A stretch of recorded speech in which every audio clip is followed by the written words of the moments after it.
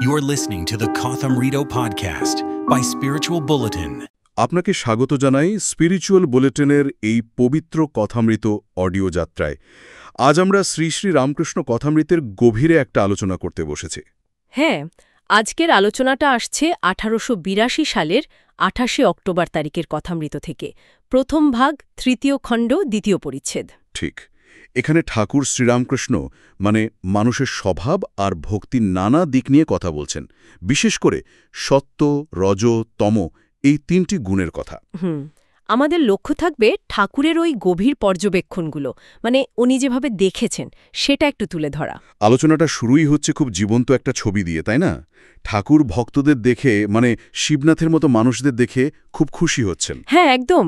উনি বলছেন, তোমরা ভক্ত, তোমাদের দেখে বড় আনন্দ হয়।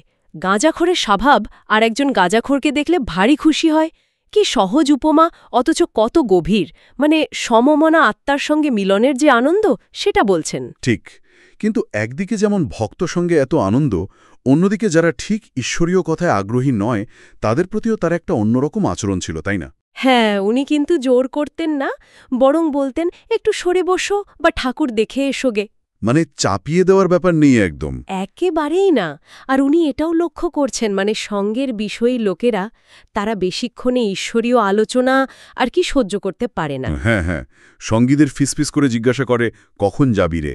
ঠিক, বিরক্ত হয়ে যায়, নৌকোয় ফিরে যেতে চায়। আসলে বিষয় টানটা এত প্রবল যে আধ্যাত্মিক কথায় ধৈর্য থাকে না। ঠাকুর মানুষের মনের এই জায়গাগুলো খুব পরিষ্কার দেখতেন। এই প্রসঙ্গেই তো ওই গৌড়নিতায়ের কৌশলের কথাটা আসছে, সংসারী মানুষদের হরিনামে আনার জন্য।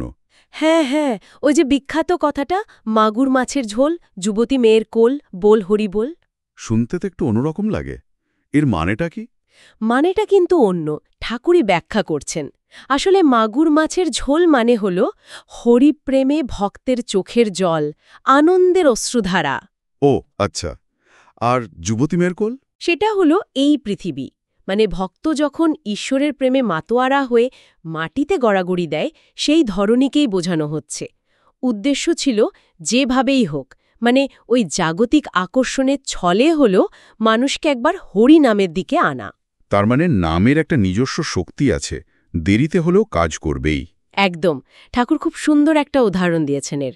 ধরুন, কোনো বাড়ির কার্নিসের উপর একটা ফলের বীজ পড়ে রইল। হয়তো অনেক বছর পর বাড়িটা ভেঙে গেল, মাটির সঙ্গে মিশে গেল। তখন ওই বীজটা মাটি পেয়ে ঠিক সময়ে অঙ্কুরিত হল, গাছ হল, ফলও দিল। তেমনি ভগবানের নাম, মানে হরি নাম, তা কখনো বৃথা যায় না, ফল দেবেই, সময়ের অপেক্ষা শুধু। দারুণ উদাহরণ। আচ্ছা, এরপর আলোচনাটা যাচ্ছে মানুষের প্রকৃতি আর ভক্তির মধ্যেকার ওই তিনটে গুণের দিকে, সত্য, রজ, তম। প্রথমে যদি একটু সাধারণ সংসারী মানুষের ক্ষেত্রে এগুলো কেমন হয় সেটা বুঝি। হ্যাঁ, ঠাকুর খুব বাস্তব উদাহরণ দিচ্ছেন। যেমন সত্যগুণী সংসারী, তার মধ্যে একটা উদাসীন ভাব থাকে। বাড়ি হয়তো ভাঙাচোরা, সারানো তেমন ইচ্ছে নেই, উঠোনের শ্যারোলা, মানে কোনো জাঁকজমক নেই। একদম। আসবাব পুরনো, পোশাকও খুব সাধারণ, মানুষটা শান্ত, কিন্তু জাগতিক বিষয়ে একটা নির্লিপ্তি। তবে এটা আলস্য নয়, মানে আড়ম্বরের প্রতি অনাগ্রহ। আর রজগুণী, সে তো ঠিক এর উল্টো হবে। ঠিক তাই। রজগুণ মানে একটা, যাকে বলে ফিটফ্যাট ব্যাপার, জাঁকজমক। হাতে ঘড়ি, আঙুলে হয়তো আংটি, পোশাক পরিপাটি, বাড়ি বেশ সাজানো গোছানো, দেয়ালে ছবি টাঙানো, বেশ একটা দেখানোর ব্যাপার আছে। হ্যাঁ, একটা গুছিয়ে চলার, পরিপাটি থাকার প্রবণতা। কর্মচঞ্চল্য, বাহ্যিক বিন্যাস, এগুলোই রজগুণের লক্ষণ। আর তমগুণ তো হল নিদ্রা, কাম, ক্রোধ, অহংকার, এই রিপুগুলোর বাড়াবাড়ি, যা মানুষকে নিচের দিকে টানে। আচ্ছা, এবার এই একই গুণগুলো যখন ভক্তিতে প্রকাশ পায়, তখন কি ব্যাপারটা পাল্টে যায়? যেমন ভক্তির সত্যগুণ কেমন? খুব সূক্ষ্ম পার্থক্য। সত্যগুণী ভক্তকে বাইরে থেকে চেনা কঠিন।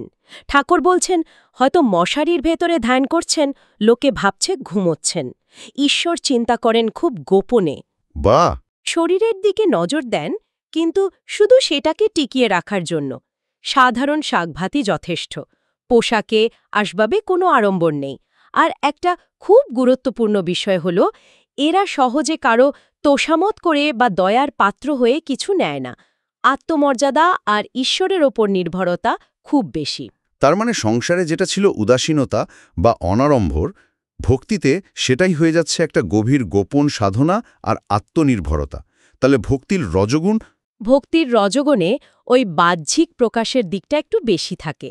যেমন ধরুন তিলক কাটা, রুদ্রাক্ষ বা তুলসীর মালা পরা, মালায় হয়তো আবার সোনা বা পাথরের দানাও থাকতে পারে। আচ্ছা আচ্ছা। পুজোর সময়ে গরদের কাপড় পরা, বেশ আড়ম্বর করে পুজো আচ্চা করা, মানে ভক্তি অবশ্যই আছে, কিন্তু তার সাথে নিজের একটা পরিচিতি বা নিষ্ঠা দেখানোর একটা ঝোঁকও থাকে আর কি। আর তমগুণী ভক্তি, সেটার কথা কি আছে এখানে? এই অংশে তমগুণী ভক্তির বিস্তারিত আলোচনা নেই, তবে ঠাকুর অন্য জায়গায় এর ইঙ্গিত দিয়েছেন। সেটা হয়তো অন্ধ গোড়ামি বা উগ্রতার দিকে যেতে পারে, কিন্তু এখানে মূলত সত্য আর রজগুণের কথাই বলা হয়েছে। তাহলে মোটের ওপর এই আলোচনা থেকে যা বোঝা যাচ্ছে, শ্রীরামকৃষ্ণ মানুষের স্বভাব আর তার আধ্যাত্মিক প্রকাশের যে স্তরগুলো, সেগুলোকে একেবারে স্পষ্ট করে দেখাচ্ছেন। একদম।